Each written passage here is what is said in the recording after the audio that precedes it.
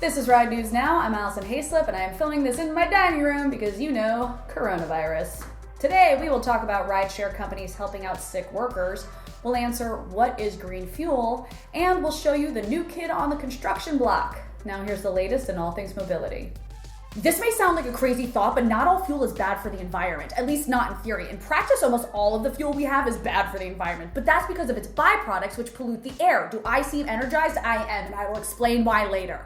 So logically, if we could create a fuel that has no byproducts or non-harmful ones like hydrogen, fuel would become a great source of power again. Scientists at Los Alamos National Laboratory are working on finding fuel sources like this, and one promising lead is acetone. They found if you light it up with LEDs, it creates a ton of energy as a byproduct, just like what happens when I get lit up with LEDs. For some reason, as soon as you shine those lights on me, I start raging. Are you ready for a workout? I am ready for a workout!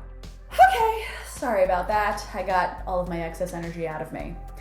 The rideshare driver you just called to take you to brunch is typically not in a position to take a sick day.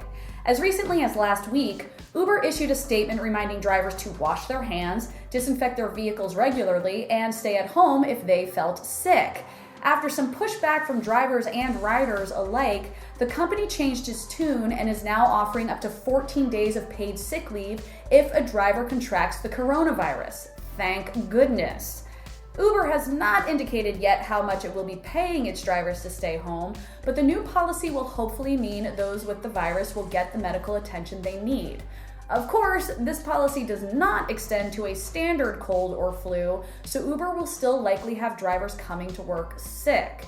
Uber has previously argued that its drivers are private contractors and not employees, but I have never offered my plumber paid sick leave, so they're employees, Uber. Take care of them. With all the depressing stories in the news lately, I have just wanted to dig myself a really big hole and just sit in it for a while. Well, thanks to the new Case 580 EV Backhoe, I can do that without pumping greenhouse gases into the air or waking up my neighbors, who are literally right over there.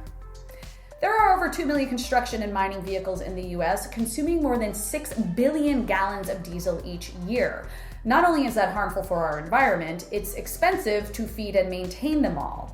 Case says its new electric backhoe performs just as well as diesel models while saving up to 90% in long-term operating costs. The electric backhoe promises to deliver the same performance of a diesel engine, minus the noise. Case says it can run for a typical 8-hour workday without needing a charge, and it won't have to sit around idling all day like a diesel would. Case hasn't announced a price yet, but the cost of digging a hole has been getting pretty high lately, so consider me interested, especially if it gets me outside. I really need some vitamin D. If you like this video, please like and subscribe. For more tech news, join us over at Ride.Tech, and be sure to follow RideTechNews on your social platform of choice.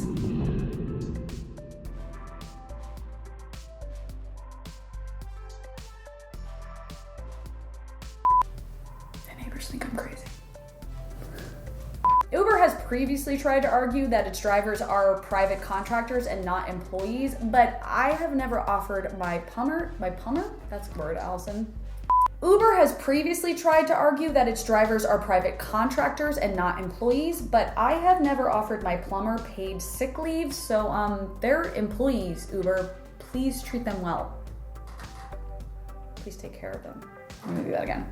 Case hasn't announced a price yet, but considering the cost. If you like this video, please like and subscribe. For more tech news, Jesus, Mother Allison, what? Thanks for watching. If you like what you see, please like and subscribe. Also, head to Ride.Tech for stories, reviews, and more news.